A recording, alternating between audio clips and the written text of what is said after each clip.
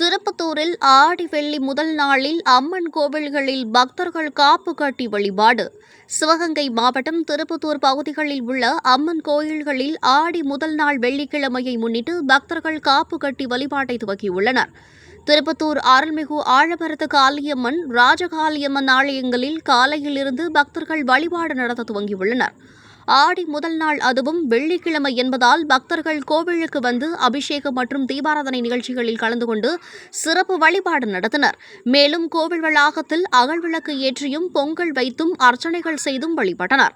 அதோடு இக்கோவிலில் ஆடி மாத கடைசி வெள்ளிக்கிழமை அன்று மிக பிரம்மாண்ட பால்குட திருவிழா நடைபெற இருப்பதால் முதல் வாரத்தில் இருந்தே பக்தர்கள் காப்பு கட்ட துவங்கியுள்ளனர்.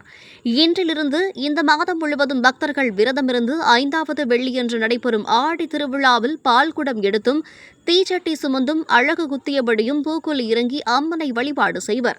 இந்த விழாவில் பல ஆயிரக்கணக்கான பக்தர்கள் கலந்து கொள்வர். முன்னதாக ஆலயத்தில் கோபூஜை நடைபெற்றது. ஆடி முதல் வெள்ளியை ஒட்டி ராஜகாளியம்மன் சந்தன காப்பு அலங்காரத்திலும் ஆழமரத்து காளியம்மன் சர்வ அலங்காரத்திலும் பக்தர்களுக்கு காட்சியளித்தனர். இதேபோன்று புதுப்பட்டி மாவடி ஊத்து காளியம்மன் கோவிலிலும் பக்தர்கள் காப்பு கட்ட துவக்கியுள்ளனர்.